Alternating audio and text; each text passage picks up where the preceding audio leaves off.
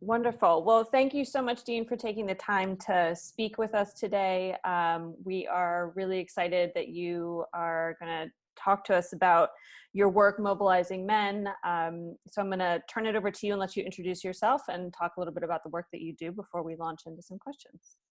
Sure, great. And thanks so much for the opportunity. It's a real honor, obviously.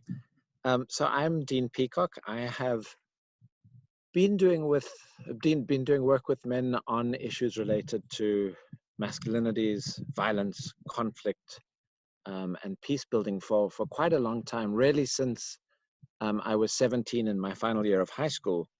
And while I was studying, in fact, for my final exams in South Africa, I was living on the campus at the University of Cape Town. My parents were faculty there, and the campus had been pretty much locked down by the police and the military in the wake of significant protests. This is 1985, kind of August 1985. So instead of studying, I went out and I joined one of the demonstrations. And within minutes, we were tear gassed by the police. The riot police came charging across the highway, racing at us with these sjamboks, whips, really. And I remember this moment that was really transformative, the sense of outrage, because I was, for the first time, experiencing kind of the oppressive military might of the apartheid state. Now, of course, Black South Africans were very familiar with that. But it was this moment where I got swept up in the excitement of protest. And from then on, went to the protests regularly. I quickly became involved in conscription campaign organizing. And we would go and stand outside of local high schools, calling on students, and particularly men, to refuse to join the army. And the army at that point was, patrolling the streets of the townships, shooting students. At that point in Cape Town, the townships were occupied by military vehicles and by a combination of the police and the military. And so it was very clear to me that I wasn't going to be a part of that. I didn't think of it in gendered terms at that point. I really thought about it as kind of opposition to apartheid and to racism. But of course, it was deeply gendered, because the ways in which people responded to the end conscription campaign were to call into question the masculinity of the men who were involved. So it took a while for me to kind of recognize the gendered dimensions to that work. And I think, that's probably quite common. Peace movements, particularly peace movements that are about opposing conscription, don't always make the connection to women's rights, to gender equality, and to issues of gender transformation. So that was really a kind of particular moment, a transformational moment for me, where I began thinking about activism and social justice issues. Fast forward a few years, I had moved from South Africa and spent a year as an exchange student in Bolivia. During that period, the US sent in troops to eradicate coca. I think that was probably one of the first times I began to think about the US military, US imperialism, and to think a little bit more critically about kind of international militarization and globalization. When I moved to Berkeley, I became very involved in the anti-apartheid movement in Berkeley. And so I began to kind of connect the dots between apartheid, militarism, US intervention in Central America, the civil war in Nicaragua. And it was then, the first Gulf War. I was part of a group of people who were out in the streets. So there were thousands and ultimately hundreds of thousands of people on the streets in San Francisco. What was interesting, a lot of that organizing was kind of on the streets demonstration, a lot of it very angry, a lot of it very confrontational with the cops. And I and my partner at the time, Paola, began, I think, to feel like frustrated in some ways with the limitations of that kind of angry activism. And about that time, she started to volunteer at a battered women's shelter, La Casa de las Madres in San Francisco. And she came back one day and she said, I just had this incredible presentation and workshop run by a man who works for an organization called Men Overcoming Violence. And that was this absolute kind of moment of epiphany. She said to me, you should consider doing that kind of work. She said, you know, you always ask this question of what community you can organize with. And she said, you know, you're doing work that's in solidarity with people in Central America, in South Africa, or in Iraq. But men are a community that you are a part of. Why are you not working with men on issues related to men's violence and you know, gender equality, gender justice, although we didn't really call it that at that point. And so, you know, very shortly thereafter, I called Men Overcoming Violence and eventually ended up volunteering there. And so that was the beginning of my kind of professional activism, if you like, working in organizations that have had an explicit focus on men, masculinities, and violence. And I worked at MOVE for nearly a decade. I then returned to South Africa and started an organization, Sonke Gender Justice, as one of its main focuses, working with men and boys, although that was not its only focus. It was one, I think, of a new model of men and women working together, rather than this kind of silo of women working for women's rights and men attempting to engage men.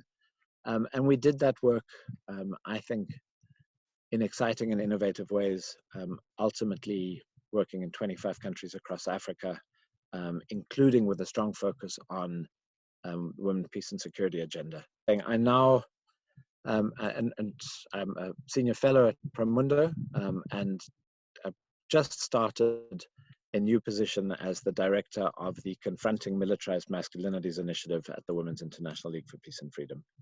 So I want to ask, I mean, you talked a lot about men's engagement, but can you tell me sort of if you had an aha moment when you first understood the importance of women's participation and empowerment, and why you think women should be included, need to be included in peace and security processes?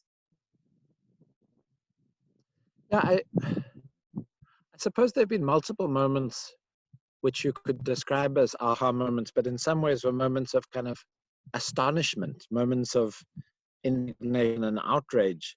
You know, when you hear about the minimal and sometimes, you know, zero participation of women in peace processes, informal peace processes, you know, whether that's in the Balkans or in, you know, the Great Lakes region, and you hear, you know, currently in Afghanistan, you hear about the incredibly limited participation by women in formal peace processes. The fact that men are making, you know, all of the major decisions about how society will be restructured, about what peace is supposed to look like. And you stop and think, well, 50% of the population is not involved, despite the multiple forms of oppression that women regularly experience. I mean, it's outrageous, it's ridiculous. Those are the aha moments where I've just thought, no, this has to change. Can you tell us a story of where you've actually seen women make an impact? The work on women, peace and security has been much more in an advocacy role. So, you know, monitoring the extent to which countries have put in place national action plans in accordance with Res 1325. So, you know, I've had many experiences where I've seen the remarkable leadership of women at the community level nationally on those issues. So going back to your work, working with men and male champions, can you tell us like, what can male champions do to support women, peace and security, to support gender equality? Yeah, I mean, it's interesting, right? So when I was reading through your questions, I kind of stopped at the word champions. And I know within the Men Engage Alliance, which I'm a co-founder of and have been active in since we set it up in 2005, we've debated a lot whether we use terms like that because of the way in which it can kind of lend men a sense of self-importance in this work. And so, you know, I think I'm more comfortable talking about men's role as allies, as activists and advocates. I mean, I think there are a range of things from, you know, quite simple to a little bit more complex. Certainly one of the things men can do, and I think, Don, you've written about this very eloquently, the piece you wrote at the beginning of the year on your own role, I think lays out, the importance of men listening, men acknowledging and affirming women's leadership, men really, recognizing that we must take seriously and support women's leadership. So there's a piece that's about listening and acting on the priorities articulated by women's rights advocates and organizations. So, what can men do to be champions? Men can listen, men can act on the requests that women make. There's something really important about doing that with humility. There's been a fair amount of concern raised about the ways in which men get put on pedestals when they do this work and expect to be put on pedestals. So I think to recognize that women have been doing work on gender justice for decades and longer, and that men are new to this conversation and to these advocacy efforts. So I think there's something really important about men doing this work with humility and not expecting to be affirmed every time they do something useful. I think there are those important kind of procedural things of listening, understanding the priorities, acting with humility, not expecting adulation, and then there's using the influence that men have in their professional and kind of community lives. How can you cultivate the next generation of sort of male allies? I think it connects with what I've just said, obviously. And it depends in some ways if we're talking about male allies and champions working in international human rights, working in the NGO sector. One of the things we did at Sonke, which I think was really important, is we paid very specific attention to leadership development. So at Sonke and through the Men Engage Alliance, we established what's called the Men Engage Africa Training Initiative. And every year we brought together 20 to 30 of the leading and kind of emerging gender activists and advocates from across the continent for a 2-week residential training. And it was a very intensive experiential process. And, we brought together faculty from across the world, actually, and cultivated leadership. Similarly, we did a week-long training every year with the Center for Human Rights at the University of Pretoria, and really worked with gender activists to understand the issues, to understand the strategies, to understand the international frameworks that they could use as leverage for their work. And so I think, leadership development is really important. I think there are ways in which that can be institutionalized more than is currently the case. So how do we work with universities across the world to make sure that this is part of the curriculum of relevant courses, whether that's development studies or international human rights law, to make sure that there is this orientation to the importance of men supporting women's rights. But, there are many ways that we sustain this work. And I think, educating donors about the importance of funding it, making sure that we tell the stories of gender champions. We produced lots of videos that we got onto mainstream television so that men doing work on gender equality wasn't seen as strange or an outlier. It was seen as necessary. Great. So the next question we wanted to ask was, what do you see as the biggest barriers to advancing this agenda, advancing gender equality and women, peace, and security? Yeah, it's a good question. And, you ask it at a time of tremendous backlash, in many parts of the world, countries distancing themselves from the ICC, the International Criminal Court, unsigning international commitments, arguing against the very against the use of the term gender in peace in various treaties and resolution. So a growing backlash around the world, fueled by patriarchal politics of strong men, whether that's in Brazil, Israel, here in the US, Russia, obviously. So I think that's a major issue. So I think we exist at a moment of significant pushback.